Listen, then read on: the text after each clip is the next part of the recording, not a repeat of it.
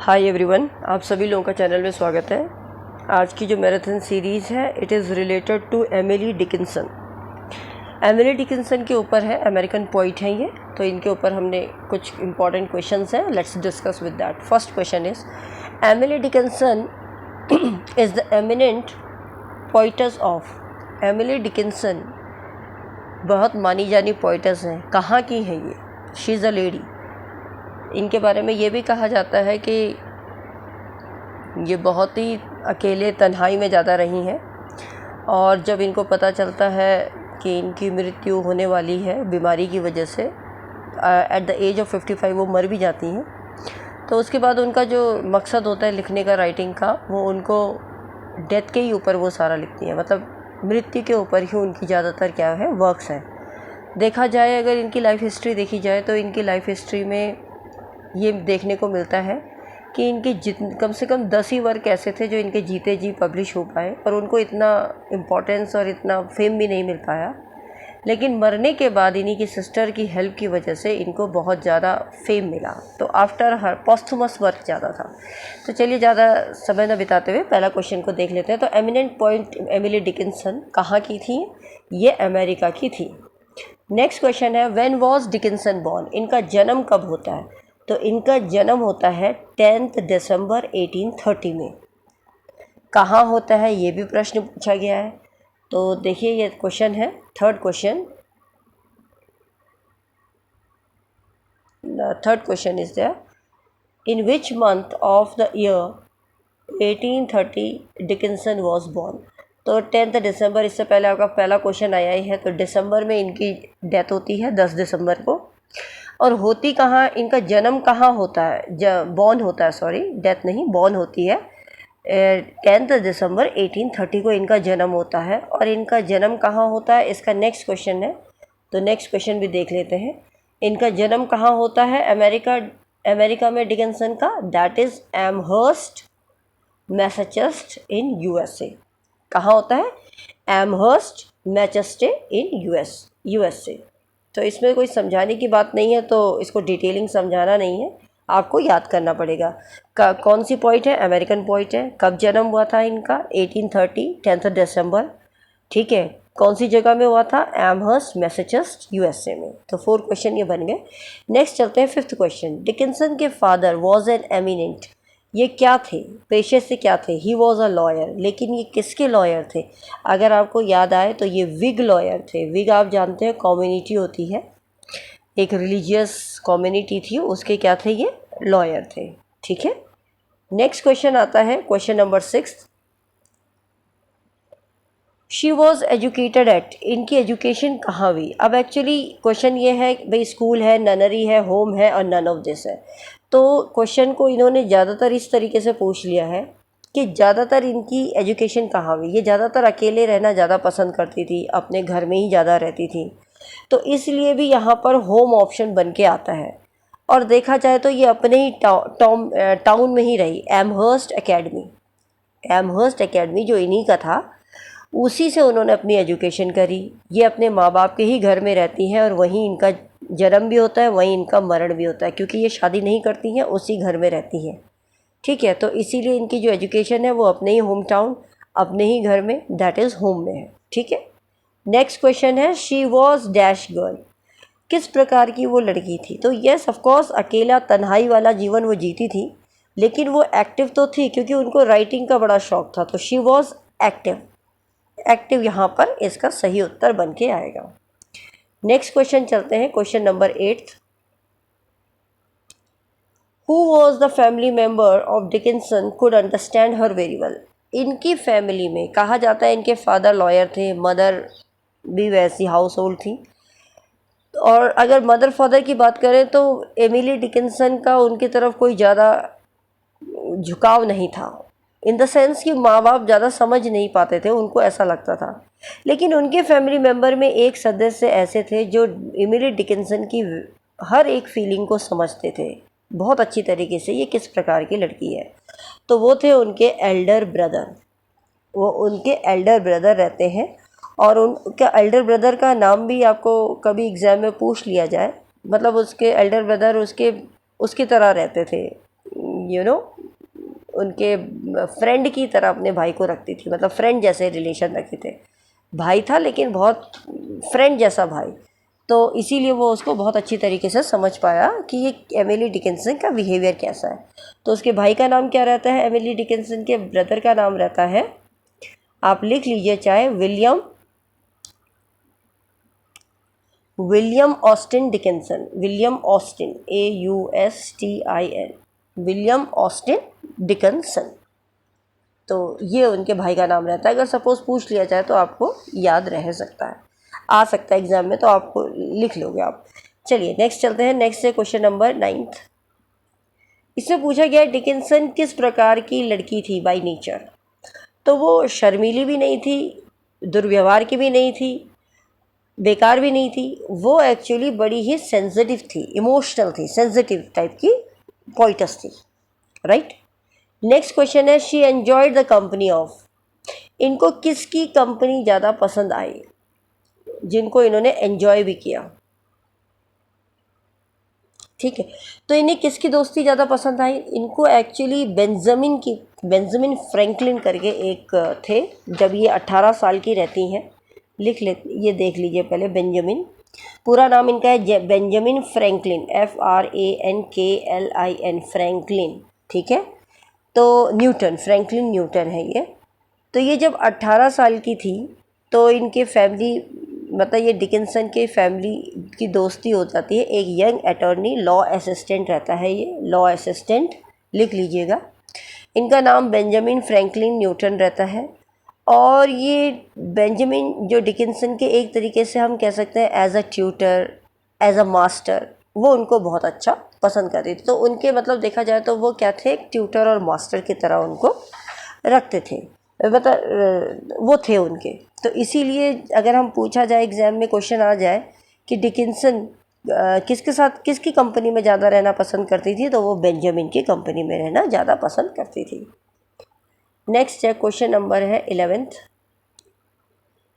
Who guided Dickinson in her poetry. और poetry में, उनकी पोइट्री में मदद भी कौन करता है, अभी हमने बोला ऊपर मास्टर थे, गुरु थे, ट्यूटर थे, तो बेंजामिन फ्रैंकलिन न्यूटन ही उनको उनकी पोइट्री में मास्टर करते थे, मतलब उनको वहाँ करेक्ट करते थे जहाँ उसकी जो पोइट्री है वो ढंग से लिख सके। नेक्स्ट क्वेश्चन भी इसी से रिलेटेड है। Who was Benjamin F Newton. Actually ये पेशे से क्या थे, तो पेशे से ये एक कानूनी सहायक थे, तो he was a law assistant. क्या थे, कानूनी सहायक। नेक्स्ट क्वेश्चन आता है question number 13। Dickinson nursed her bed ridden dash for 7 years।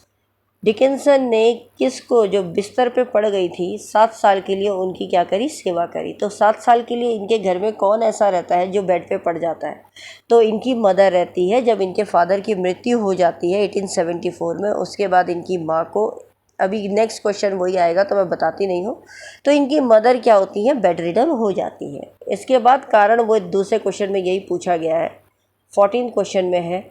Her mother was suffering from. उनकी माँ किस चीज़ से पीड़ित थी, तो जब उनके डिकिंसन, एमिली डिकिंसन की पापा की मृत्यु 1874 में हो जाती है, तब उनकी माँ को एक स्ट्रोक आता है, अटैक आता है, जिससे उनको पैरालाइज हो जाता है। इस वजह से वो बेड रिडन हो जाती है। शी लव्ड, शी यहाँ पर किसके लिए कहा गया है, एमिली डिकिंसन के लिए कहा गया है। She lived a life of dash seclusion. Seclusion का मतलब होता है तन्हाई, अकेलापन। तो अकेलापन वो क्यों रहती थी, कोई मजबूरी नहीं थी, वो उनकी स्वेच्छा थी, वो वॉलेंटरी रहना चाहती थी, उनका मन था मैं अकेले रहूं, इसीलिए वह स्वेच्छापूर्ण तन्हाई में रहती थी। नेक्स्ट क्वेश्चन है क्वेश्चन नंबर 16 को देख लेते हैं। Dickinson loved dash very much. Dickinson किसको बहुत ज़्यादा प्यार करती थी, तो डिकिंसन ऑटिस पी लॉर्ड को बहुत ज़्यादा प्यार करती थी। इनका जो थोड़ा सा मैं एक्सप्लेन कर दूं, एक्चुअली जब जो ऑटिस फिलिप करके है इनका नाम, वो ऑटिस पी है। ऑटिस पी का मतलब है ऑटिस फिलिप लॉर्ड, ये फिलिप है, PHILLIP, फिलिप। ये एल्डरली जज रहते हैं मैसाचुसेट्स में, सुप्रीम जुडिशियल कोर्ट में। कहाँ से, सैलेमन से। 1872 से और 1873 में क्या हो जाता है, इनको एक्विंटेंस, मतलब इनको डिकिंसन के साथ जब इनकी वाइफ की मृत्यु हो जाती है, एक्चुअली ये शादीशुदा रहते हैं, इनकी वाइफ की मृत्यु हो जाती है, तब 1877 में इनकी वाइफ की जब मृत्यु हो गई उसके बाद ये डिकिंसन के काफ़ी नज़दीक आ जाते हैं। तो एक टाइप का इनका लेट लाइफ रोमांस कह सकते हैं, मतलब बहुत शादी के काफ़ी साल बाद, मतलब शादी के बाद रोमांस, तो लेट लाइफ रोमांस कह सकते हैं, जहाँ पर डिकिंसन ने इनको लेटर भी दिए रहते हैं। तो वो यही पूछते हैं कि जो डिकिंसन है वो किसको ज़्यादा प्यार करती थी, ऑटिस फिलिप लॉर्ड को। तो ऐसा नहीं है कि वो लव नहीं, उनका इमोशनल भी थी, वो उनको लव भी हुआ था।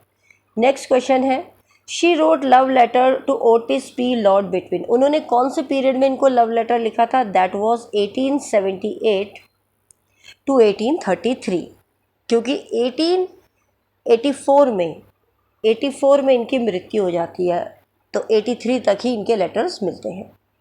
किसके, ऑटिस पी लॉर्ड के लिए ये जो रेड लेटर लिखती थी वो 83 तक ही लिखती हैं, क्योंकि 84 में लॉर्ड की मृत्यु हो जाती है।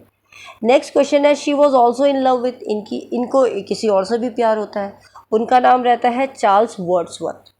एक्चुअली चार्ल्स वर्ड्सवर्थ क्या रहते हैं, ये एक फेमस, ये फिलेडेल्फिया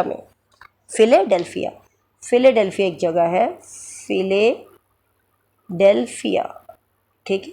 तो फिलेडेल्फिया में ये मिलती हैं चार्ल्स वर्ड्सवर्थ को, जो कि फेमस मिनिस्टर रहते हैं आर्क स्ट्रीट रिबेल्ट्रिन चर्च के। तो कहने का मतलब ये है कि ये क्लर्गी मैन रहते हैं, ठीक है, जिनको शी फोर्ज, जिनके साथ ये स्ट्रॉन्ग फ्रेंडशिप रखती हैं, तब तक रखती है जब तक कि उनकी मृत्यु नहीं हो जाती। कहने का मतलब है इनकी मृत्यु कब तक होती है, 1882 में। तो जब तक इनकी मृत्यु नहीं होती तब तक एमिली इनके साथ दोस्ती रखती है, फ्रेंडशिप रहती है इनकी, और उनको ये डेडिकेट करती हैं कि ये मेरे फिलेडेल्फिया है, ये मेरे क्लर्गी मैन है, ये मेरे डियरेस्ट है, ये मेरे अर्थली फ्रेंड है, ये मेरे शेपर्ड हैं लिटिल गर्लहुड के। तो इस तरीके से उन्होंने कुछ टाइटल्स इनके लिए दिए रहते हैं, ठीक है। तो यहाँ से पता चलता है ये इनसे भी क्या करती थी, प्यार करती थी। नेक्स्ट क्वेश्चन पे चलते हैं, 19th क्वेश्चन है, who was Otis P Lord by profession. तो ऑटिस पी लॉर्ड प्रोफेशन से क्या थी, ये एक जज थे, आगे मैंने आपको बता दिया था पूरा डिस्कस करके। Actually today my health is not well, that is why I am dictating it, मतलब बहुत जल्दी भी नहीं करा रही हूँ, आपको समझ में तो आ ही रहा होगा, बहुत सरल भाषा में ही समझा रही हूँ।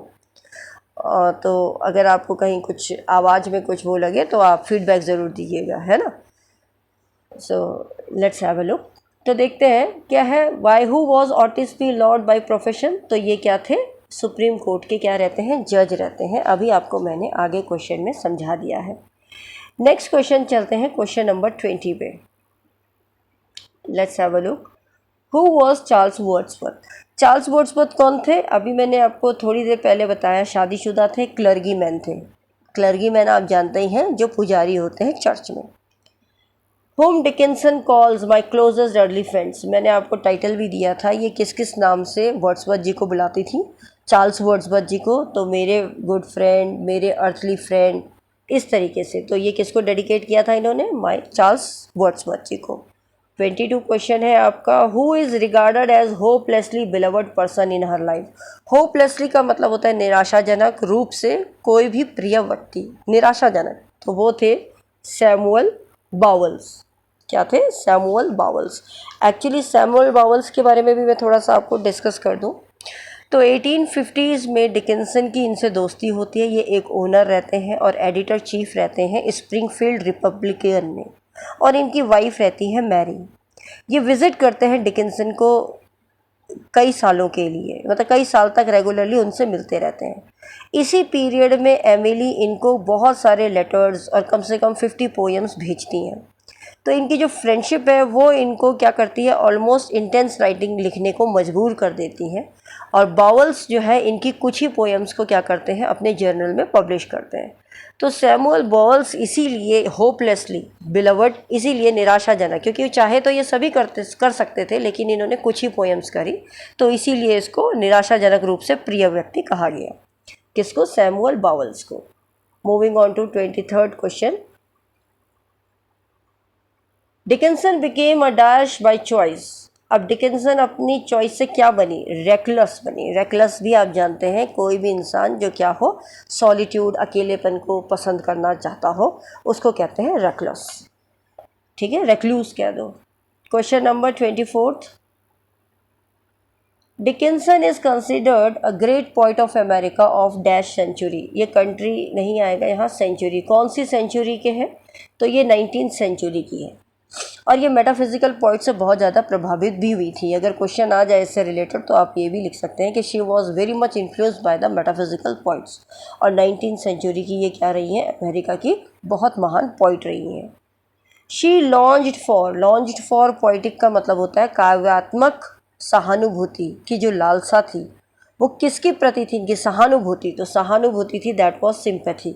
तो कहने का मतलब है इन्हें किससे ज़्यादा काव्यात्मक सहानुभूति की लालसा थी, सिंपैथी। पोइटिक इनकी सिंपैथी, सहानुभूति से थी। इनकी काव्य जो अगर आप अभी कविताएं देखें तो वो सहानुभूति पे बहुत ज़्यादा रिलेटेड है। क्वेश्चन नंबर 26 में देखिए, it seems that she existed in. ये देखने को मिलता है कि वो उनकी जो अगर हम इनका राइटिंग स्टाइल देखें तो हमें कई कई जगह पे डॉट डॉट मिलता है, कहीं पे डैश मिलता है, कहीं पे हैश मिलता है, तो कुछ खालीपन सा लगता था, तो वैक्यूम। तो इट सीम्स इनकी जो राइटिंग स्टाइल है वो खालीपन है, खाली है, शून्य है, कुछ चीज़ आगे लिखी नहीं है, डॉट डॉट करके छोड़ दी। अलग ही राइटिंग स्टाइल थी जहाँ ग्रामर का कोई मतलब नहीं था, कोई ग्रामेटिकल रूल्स तो फॉलो ही नहीं थे, ना पंक्चुएशन था। इस टाइप का इनका राइटिंग स्टाइल देखने को मिलता था जो बहुत ही विचित्र और अलग ढंग से था। जब तक ये लिखती थी तब तक इसकी इतनी वैल्यू नहीं थी, लेकिन जब ये मरी उसके बाद लोगों ने, जब ये छपा, उनकी बहन लवीना जब छपाती हैं उसके बाद इनकी राइटिंग के बारे में लोग जानते हैं कि किस प्रकार से ये बहुत ही अनोखे तरीके से लिखती थी। नेक्स्ट क्वेश्चन है, she composed over dash poems. इन्होंने लगभग 750 पोएम्स को कंपोज किया था जब ये जीवित थी। ठीक है। शी रिमेन्ड अ प्राइवेट, क्योंकि प्राइवेट इसलिए रह गई क्योंकि इनको एक्सपोजर नहीं मिल पाया। तो ये पोइट प्राइवेट रही है क्योंकि जब तक जीवित थी तब तक 10 ही इनके वर्क पब्लिश हो पाए। जीते जी तो इनको इतना फेम नहीं मिला, मरने के बाद ही इनको फेम मिला, तो इसलिए प्राइवेट कहला दिया जाएगा। 29 क्वेश्चन को चलते हैं। She suffered from the lack of intellectual. इन्हें किस चीज़ की कमी की महसूसी रही, इन्हें कंपेनियनशिप, क्योंकि इनके पास ज़्यादा दोस्तीबाजी नहीं थी, उस चीज़ का इंटेलेक्चुअल की कमी इनके अंदर रही। ज़्यादा कंपेनियनशिप नहीं थे, कुछ ही 2-4 ही लोग थे, कुछ दोस्त बहुत नियर जो 2-4 थे वही थे, और बाकी इनके फैमिली मेम्बर्स थे। बाकी अपने कमरे में अकेले ही रहती थी, ज़्यादा किसी के साथ मिलती जुलती भी नहीं थी। लास्ट क्वेश्चन है question number 30। She kept contact with the member of her. तो वही मैंने बोल दिया, अपनी फैमिली और फ्रेंड्स, इससे ज़्यादा ये किसी से नहीं मिलती थी। फैमिली मेम्बर्स ही थे और जो गिने चुने इनके दोस्त थे जिनसे ये प्रभावित थी, बस उन्हीं से मिलती थी। तो option A and C will be the right answer.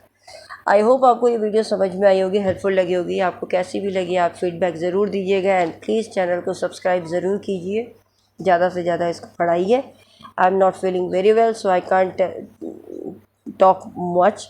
हो सके तो आपको, वैसे तो I have made very clear voice तो बहुत क्लियर है, लेकिन फिर भी आपको कहीं समझ ना आए तो please you can comment me in the comment section. Till then bye, have a good day, take care.